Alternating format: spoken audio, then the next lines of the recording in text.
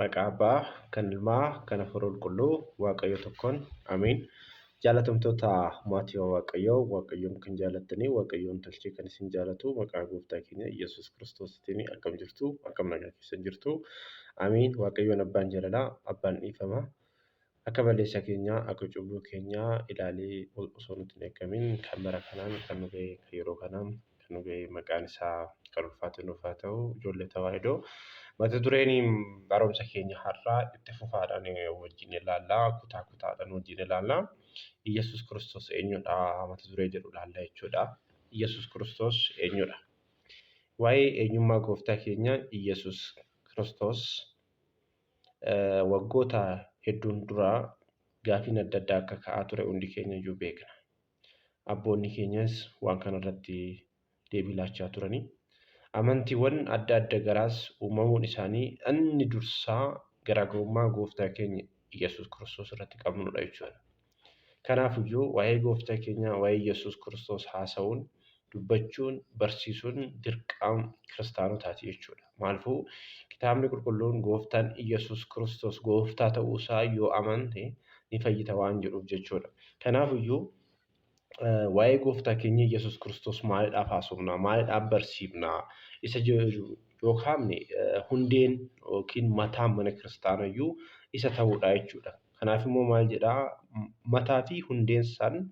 Mataa fi hundeensaan amantaa keenya gooftaa keenya Iyyasuus Kiristoosidha. Kanas Ibroota boqonnaa 12 lakkoofsa 1-3 irratti qulqullichi Phaawulos nuuf kaa'ee jira jechuudha. Mataa jechuun maal jechuudha? Mataan waan guddaadha. Mataan yoo hin jiraanne namni jiraachuu hin danda'u. Fakkeenyaaf namni tokko harki irraa muramee jiraachuu danda'a. Miilli irraa muramee jiraachuu danda'a. Gurri irraa muramee jiraachuu danda'a.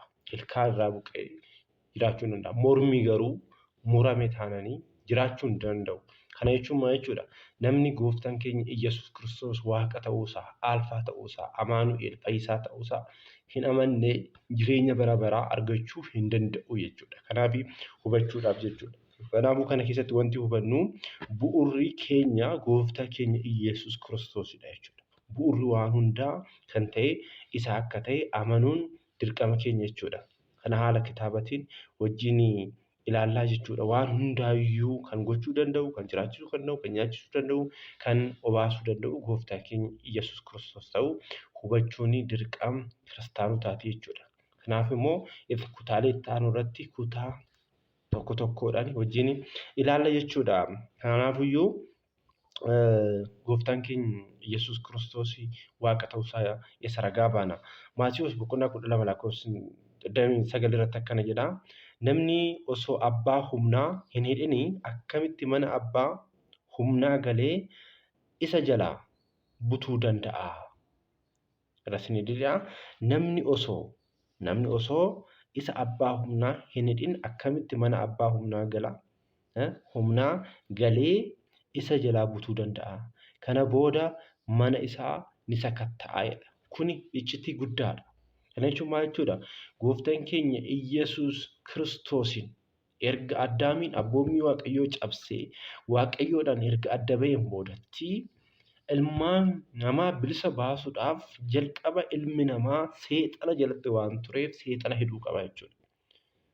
Abbaan humnaa kan jedhame addunyaan kun isa jalatti kan bulaa turte waggoota 5,500 fi seexana yookiin saaxinaa hidheedha jechuudha. Addunyaa kanarratti aangoo kan argate ilmaan namaa irratti akka fe'eetti kan bitaa ture. Ilmi namaa immoo waliigaltee ilmaan namaa wajjin kan mallatteesse Diyaabiloosidha jechuudha. Kanaaf Waaqayyoon ilmaan namaa fayyisuudhaaf dirqama humna qaba kan jedhame kana maal gochuu qaba jechuudha? Hidhuu qaba jechuudha. Erga isa hidheen boodatti immoo mana sanirraa ilmaan namaa bilisa baasuu qaba jechuudha. Mana kan jedhamte Si'oolidha jechuudha. Ishee keessaa ilmaan namaa bilisa baasuun dirqama eenyuti jechuudha? Waaqayyooti jechuudha. Kanaafiyyuu namni bu'uura kitaaba qulqulluutiin gooftaan keenya Iyyasuus Kiristoos ilmaan namaa bilisa baasuudhaan ilmaan namaa kan hidhaa ture. Ilmaan namaa kan gadadoo adda addaa keessatti galchaa ture seexana yookiin saaxilaa maal gochuu qaba? Hidhuu qabaa jechuudha. Isa kanaaf namni jireenya bara baraa argachuu barbaadu gooftaan Iyyasuus Kiristoos waaqa ta'uusaa amanuun dirqama kiristaanaati jechuudha. Dirqama kiristaanaati yoo jennu maal jechuudha? Nama kiristaan ta'e yookiin warroota Kiristoos hordofaniif gaheen isaa inni guddaan Iyyasuus Kiristoos gooftaa ta'uusaa amanuun dirqama akka ta'e kitaabni qulqulluun nuuf ibsaa jechuudha. Asirratti wanti hubachuu qabnu gooftaan keenya Iyyasuus Kiristoos erga biyya lafaa dhufee ilaalchonni garaagaraa ka'anii jiru. Ilaalchota garaagaraa kan irraa amantiin garaagaraa maal ta'eera? Hundeeffamee jira jechuudha. Kana keessatti kanaaf amantii adda addaa hundeeffame kun immoo waa'ee foon uffachuu gooftaa keenya Iyyasuus Kiristoos irratti garaagarummaan adda addaa akka jiru hubachuu qabna jechuudha.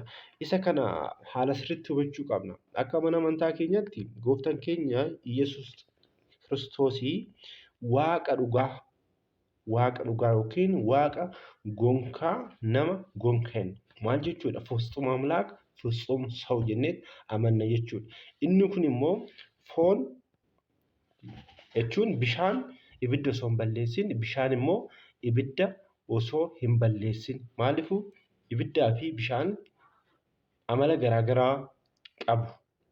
Garuu Waaqayyoon amalummaa isaatiin malakootiin waaqni ibidda kan ta'e sun immoo foon namaa bishaan kan ta'e maal ta'e uffate jechuudha. Bishaanichii fi yookiin ibiddi sun osoo wal hin balleessin adeemsa tawaahidooti maal ta'e jechuudha? Tokko ta'e jechuudha. Kanaaf ፍጹም አምላክ ፍጹም ሰው jennee jechuudha. Ilaalla kanas jechuudha. Haala sirriitti wajjin jechuudha. Ilaalchonni warroonni garaagaraa kaasanii Iyyasuus Kiristoos waaqaa miti nama hin taane warroonni jedhan jiru. Isaan biraa immoo nama hin taane waaqa warroonni jedhan jiru. Ilaalcha garaagaraatu jira jechuudha. Isaan gariin immoo inni fannifame suni Iyyasuusii miti warri jedhanillee amananii jiru jechuudha. Nuti immoo garuu akkamitti amanna? Akka kitaabni qulqulluun jedhutti maal kan jedhu wajjin ilaalla jechuudha. Isa kanaaf immoo haala sirriitti bu'uura guddaa nuuf ta'u duuka bu'aa gooftaa keenya Iyyasuus Kiristoos keessaa isa tokko kan ta'e jaalatamaa Waaqayyoodhaan kan filatame hangafannoo gooftaa keenya yeroo itti fannifamutti deeme keessaa inni tokko duuka bu'aa Yohaannisidha. Duuka bu'aa Yohaannis kitaabolee 5 barreesseera. Kitaabolee 5 barreesse keessaa inni jalqabaa wangeela barreesseera. Itti aansee ergaasaa 3 barreessee jira. Inni biraammoo mul'ata Yohaannis illee barreessee jira jechuudha. Kanaafiyyuu inni maal jedhee dubbate? Osoo waan tokko hin jalqabin gaafuma wangeela hafuura qulqulluudhaan wangeela barsiisuu jalqabu maal jedha isinitti fakkaatee? Wangeela Yohaannis boqonnaa 1 lakkoofsa 1 irratti akkana jedha. Maal jedha? Dursee jechi foon ta'e hin jenne. Durseetoo jechi foon ta'ee jira hin jenne Yohaannis. Maal jedhee jalqabe? Jalqaba jecha ture jedhe. Jalqaba maal ture? Jecha ture. Jechis eenyu bira ture? Waaqayyo bira ture. Jechis matumti isaa maal ture? Waaqayyo ture jedha. Maal jechuudha? As keessatti amma wantoota baay'ee hubachuu dandeenya jechuudha. Maalidhaaf jechi jedhame suni isa kamiidha? Inni jalqaba jecha ture kan jedhu yoo ta'u innis maal jechuudha? Jalqaba gooftaan keenya Iyyasuus Kiristoos jecha kan jedhame ilmaadha. Ilmi jalqabaayyuu addunyaan kun osoo hin uumamin yeroon amma nuti lakkoofnu kun osoo hin uumamin maaliifuu Waaqayyoon maal dursa waan ta'eef yeroo dursa waan ta'eef jechuudha. Abbaa wajjin hafuura qulqulluu wajjin jiraachuusaa ibsuudhaaf jechi jalqaba ture jedhame jechuudha. Kanaaf gooftaan keenya Iyyasuus Kiristoos jalqaba akka ture kitaabni qulqulluun nuuf ibsa jechuudha. Gooftaa fi fayyisaan keenya Iyyasuus Kiristoos alfaa fi omeegaa kana jechuun jalqabaa fi booda jalqaba hin qabne anaadha jedhee mul'ata Yohaannis irratti dubbateera jechuudha.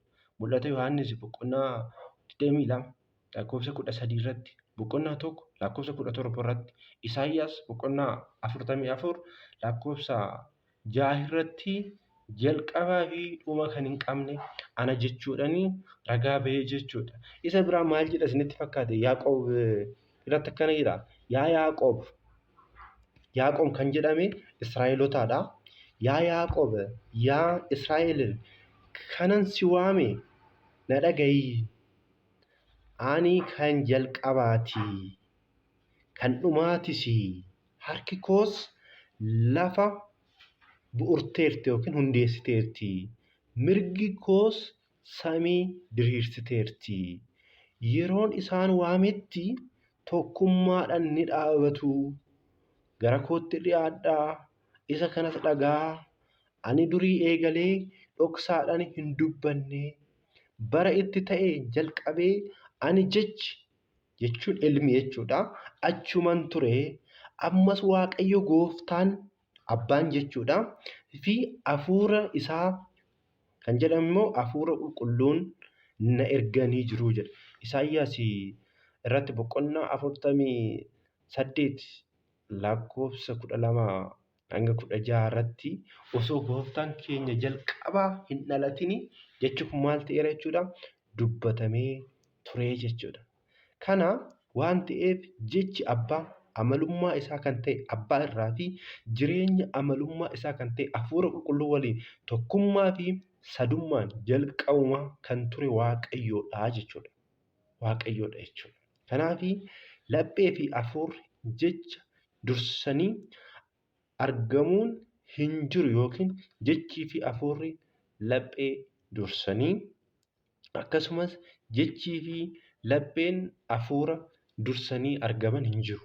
Kanaafuu laphee jechii fi hafuurri wal hin dursan waan ta'eef tokkummaa isaaniis ibsuuf jalqaba maal ture jedhe? Jecha ture jedhe jechuudha. Jalqaba isheen jedhamtu kun jalqaba hin qabne jechuudha. Hin qabne jechuudha. Kanaafiyyuu Gooftaan keenya Yesuus Kiristoos Waaqa ta'uu jechuumti kunuyyuu maal nu godha? Nuuf ibsaa jechuudha. Amantoonni tokko wantoota baay'ee warroonni kaasan jiru. Keessattuyyuu warroonni Jehovah Witness warroonni jedhamanii ilaalchota garaagaraa warroonni qaban jiru. Waaqayyo uumama hundumaa dursee jecha uumuu sana booda ammoo jechaan uumamoota kanneen hundaa uumee jedhu. Jechas uumama garuu uumamoota kanneen kan durse isa uumee jedhu. Kuni garuu dogongora guddaadha. Akka dogmaa amantaa keenyatti jechuudha. Maaliidhaaf yoo jenne seera uumamaa boqonnaa 1 lakkoofsa 1 irratti kaafnee yoo dubbifne akkana jedha kaayyoo. Waaqayyo jalqaba samii fi lafa uumee jedha. Waaqayyotu uume malee Waaqayyoon ergee waan akkasii jedhu suni ilaalcha isaaniitti irratti ni kufaa jechuudha. Waaqayyumatu uume. Abbaa, Ilma, Hafuura Qulqulluun jennu jalqabaa akka turan akkuma kitaabni qulqulluun nuuf ibse sana jechuudha. Jalqabuma isaatitti akka ture kitaabni qulqulluun nuuf ibsa jechuudha. Kanas immoo Gooftaan keenya Yesuus Kiristoos fi warroonni erga dhalatee Waaqni aangoo waaqummaa kenne yookiin hin muude jedhanii immoo barumsa dogongoraa warroonni barsiisanis immoo jiru. Kunis immoo kitaabni qulqulluun ammas ragaa ba'a. Nuti waan kitaaba qulqulluurra jiru ragaa baana waan ta'eef jechuudha. Akkuma duuka bu'oonni maal jedhani? Waan dhageenye maal baana nuti? Isa ragaa baana jedhani. Hojii duuka bu'ootaa boqonnaa 4 gaafa dubbiftanii Phexros fi Yohaannis gaafa isa mana hidhaatti galchanii adabanii achiin booda mana hidhaatii bahanii warroota uummata fuuldura dhaabanii warroonni akka yeroo sanitti Gooftaa keenya Yesuus Kiristoos warroonni fannisanii hin barsiisinaa maqaasaa maqaa Gooftaa Yesuus Kiristoos hin dhayinaa nutti du'aa ka'ee jirallee hin jedhinaa jedhanii hidhanii turan. Yeroo Yohaannis fi Phexros gaaffii tokko gaafatan. Gaaffiin isaanii yeroo baay'ee natti tola waan ta'eef jechuudha. Akkana jedhanii waan Waaqayyo jedhe haa dubbannu moo yookiin Waaqayyoon haa dhageenyu moo isin haa dhageenyu jedheen. Amma waa lamatu dhiyaate. Waaqayyoon dhageenya moo isin dhageenya. Nuti waan dhageenye, waan argine ragaa baanaa jedha. Kanaafiyyuu doorsisni keessan waan tokkoyyuu nu gochuu hin danda'u jechuu isaati deebiin jechuudha. Kanaaf gooftaan keenya Yesuus Kiristoos Waaqa ta'uu ragaa bahee jechuudha. Qulqullichi Phexrosii fi Yohaannis jechuudha. Ammas immoo kitaabni qulqulluun Ibroota boqonnaa 13 lakkoofsa 7 irratti akkana jedha yaa ijoollee Waaqayyoodha. Yesuus Kiristoos kaleessaa fi boru hanga bara baraatti akkasuma barri san jirjiiru jechuudha. Bara ni jirjiira malee Waaqayyoon barri san jirjiiru. Maaliifuu uumamtoonni hundi isaaniitu harka isaaniitti jechuudha. Isa bichaa miti. Isa jalqaba irratti Wangeela Yohaannis boqonnaa 1 lakkoofsa 1 irratti boqonnaa 1 lakkoofsa 3 irratti maal jedhaa? Hundumtuuyyuu isaan ta'ee jedha. Isaan ala wanti ta'eeyyuu hin jiru jedha. Kun bichaayyuu gahaadha. Nama hubatee nama jireenya barbaaduuf jechuudha. Uummanni keenya yoo mammaaku maal jedhaa? Soogidda ofii jettu mi'aayi, anaa jettu maal ta'e? Dhagaa ta'ee jedha. Namni jireenya barbaadu, jireenya boruu argachuu barbaadu amanuudha waan wangeelli jedhe jechuudha. Ittiin daballu wanta wangeela jedhe amanuudha. Yesuus Kiristoos Waaqadha, uumaadha, fayyisaadha, jiraachisaadha, karaadha, hundeedha.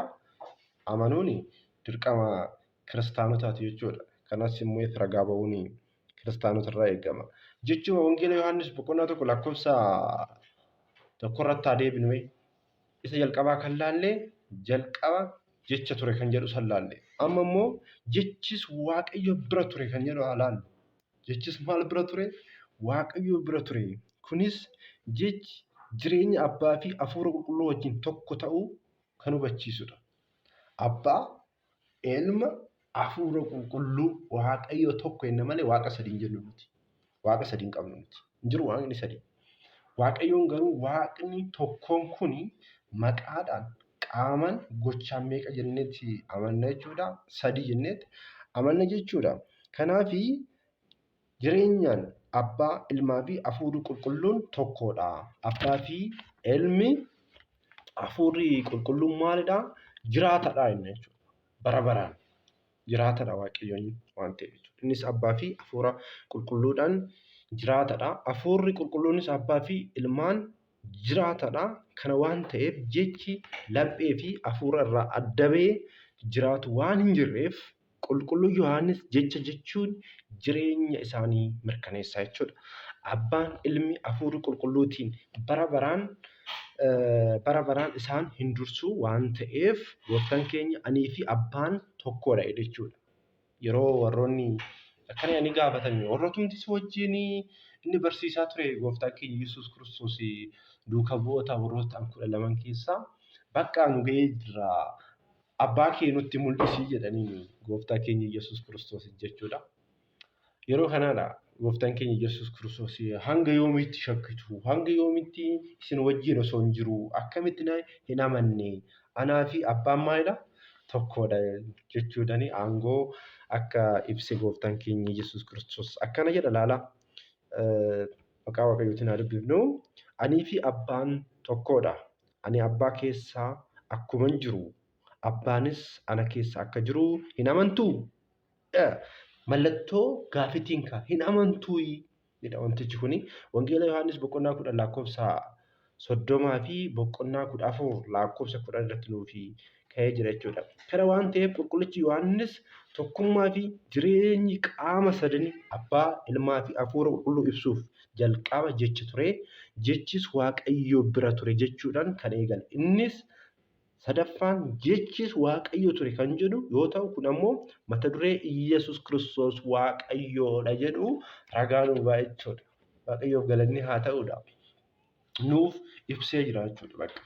Kana mara caqasoota baay'ee haasofneedha fi miti waan lapheen hubattu ishee wantuma isheen bishaan waraabuudhaaf naannoo sa'aatii 6tti gara bishaanii deemte suni ishee waa'ee Yesuus Kiristoos hin beektu. Garuu jecha isaatirraa hubattee Ayhuudii ta'uusaa hubattee booda garuu bisheen jireenya anaadha. Inni bishaanii si kadhatu kun eenyu akka ta'e osoo bartee jedheen gooftaan. Isheen garuu abbaa keenya Yaaqoobiin ni caalta jechaa turte. Waan hin hubanneef jechuudha. Erga hubatteen boodatti garuu akkamitti akka isheen deemtee magaalota adda addaa keessa deemtee uummata walitti qabdee fiddee wangeelli ragaa ba'a jechuudha. Kanaafiyyuu kiristaanonni kamiyyuu wangeela lallabuu, ibsuun, barsiisuun dirqama jechuudha. Dirqama warroota waltajjii irratti barsiisanii miti. Yeroo baay'ee isaadhaa warroonni jenneen jechoota garaagaraatiin hiiknu waan jiruuf akka itti hubachuu hin qabnu. Kanaafiyyuu yeroo itti aanutti immoo kutaa lammaffaa mata duruma kanaan itti fufnaa. Maqaan Waaqayyoo Abbaa keenyaa Gooftaa keenya Yesuus Kiristoos hunda keenya wajjin haa ta'u. Nagaan naaf tura.